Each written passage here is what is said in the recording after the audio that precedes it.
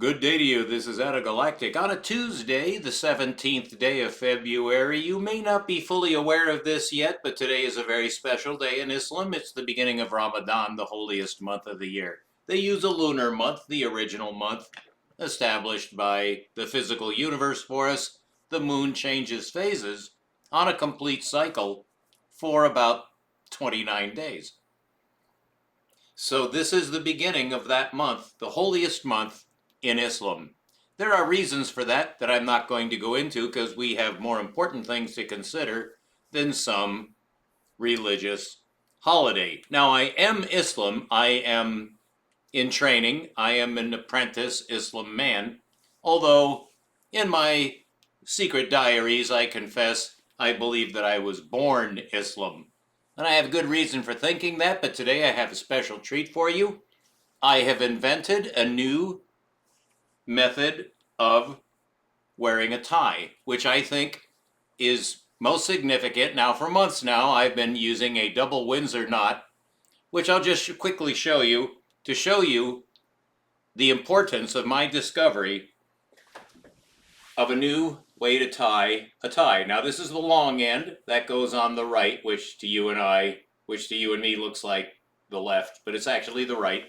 And so you pull this until the short end, you have to measure the relative. This is a particularly long tie. So I'm going to put this down to the third, a little bit lower than the third button. I'm missing the second button. I'm not sure why, but I lost that button. I haven't repaired it yet. So now you simply go like this, and you put the big end over, and you spin it underneath. You have to learn. It took me months to learn this. I'm not a particularly fast learner. You just ignore the collar for now because we can adjust that later. You bring it over the top and under, and you tuck it.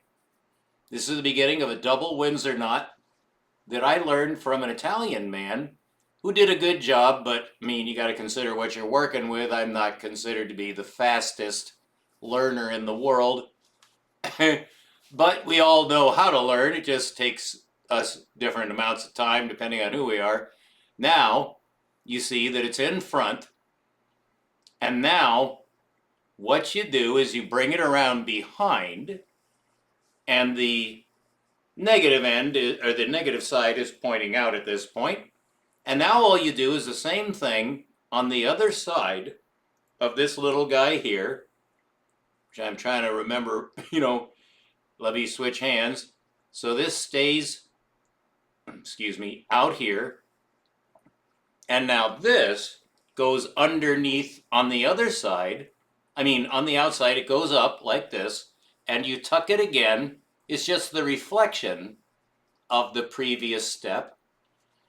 And I learned how to tuck this, but I can only tell you, you would not want to see videos of me doing this on a daily basis for months and just cursing and having to start over. Now it's around behind, and it should be facing, the negative side is still facing out, so you can do this either way now because you're behind. And so I'm just going this way and around front to make this little gadget in front. You bring it up behind. The reason it's called a double Windsor knot is you can see it is doubled on both sides in that little tuck to make the two triangles, which end up forming this knot. And now the obverse side is out, which is what you want. And now you delicately adjust this so you can tuck it one last time through that gap.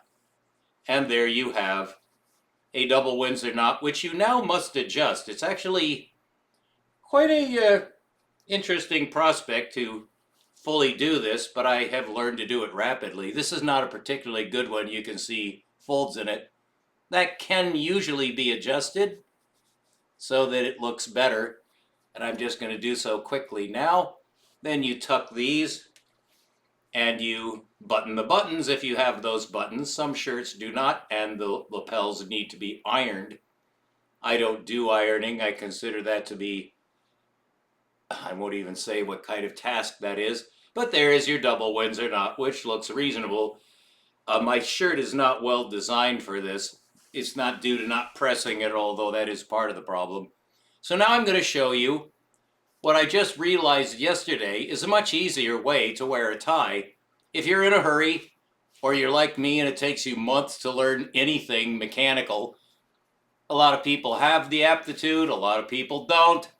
So, gifts vary from human to human, thank God, or we might not even like each other if we were all exactly the same.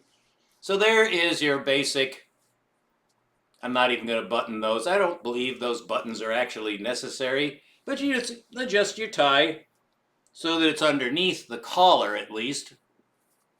You saw how I was wearing it when I first started this video, and now you simply get it underneath. There, that part is underneath, that part is underneath. So this can be adjusted later, but that's good enough.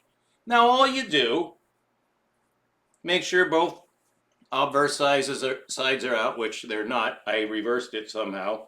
So I'm going to adjust to that. Get both sides to be facing the wrong way now. So flip them both over. I told you I'm not the world's brightest bulb in the pack. And now that's enough. So now just all you do is match them up. Put the big one on the outside. This time I will want to adjust the length so that they're about even. On this very long tie, it comes down to my belt line. But now you simply join them with the big one on top. You take your clip and you simply clip it. I'm going to attempt to do that quickly, always a hazard if you're going quickly. We're always trying to do things quicker and quicker. I don't recommend that in general, but that is something we like to do because we are trying to save time. Now that's adjustable. I'm going to move this down and tuck it underneath my gold chain, which I got from a homeless person for $5. He insisted I was just going to give him the $5, but he put this gold chain around my neck, and I said, sure, it's gold. I went home, found out it says 14 carats stamped right on it.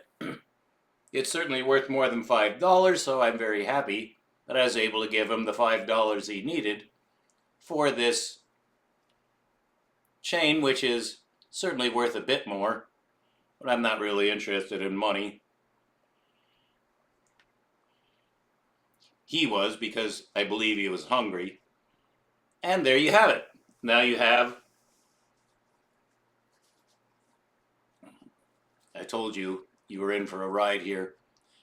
I'm slightly dyslexic, left-right dyslexic. I used to think that west was left. Thank goodness that was a very long time ago, but I still have to think about it. Which way is west again?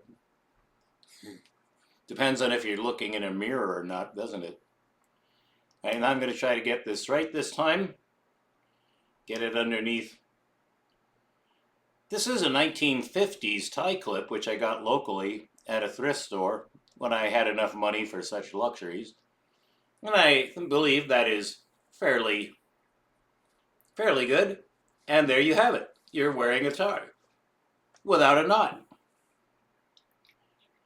So today at 6 p.m., Ramadan officially begins, because although that's not precisely when the moon passes right in front of the sun, usually either above or below, but it glides by as the sun remains relatively stationary, but the moon is in motion around the earth, and it's going on a 29-day cycle around the earth, and in that 29 days, at one point in its circuit, it crosses the meridian that aligns the earth, moon, and the sun all on a straight line. And when that happens, that's the beginning of the new moon.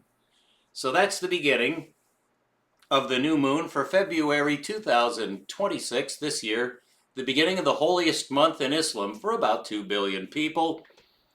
4 billion, 2 billion of whom are alive. The other 2 billion of whom, just a little less, is estimable. But that's the number of people who have practiced Islam, which includes this ritual. Is it holy? It depends on how you look at it. From the inside out, it would be considered holy. It's their holiest month. But is that binding on me? Of course not. Nothing is binding on you unless you make it binding on yourself, which you do for a reason, because you're faithful. You want to do the right thing. This is a very valuable practice. They fast the whole month. And when I first heard that, I went, 30 days? You can't. They don't even drink water, but it's only during the daylight hours. So they're very concerned about the dawn and the dusk on every one of these 28 to 29 days. So in the beginning of Ramadan, which is this evening, it's morning here now, at 6 p.m. local time here in Chico, that's the beginning of Ramadan because that's close enough to when the moon is passing in front of the sun, beginning the new moon cycle.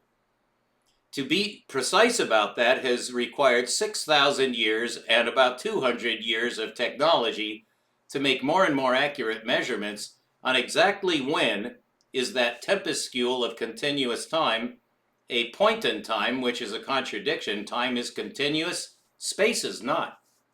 Space is discontinuous, that was proved by Albert Einstein, but that's relative, and that's the meaning of relativity. So that's our introduction to Ramadan. Thank you for tuning in. I just wanted to give you some updates on what we'll be covering in the upcoming video presentation series.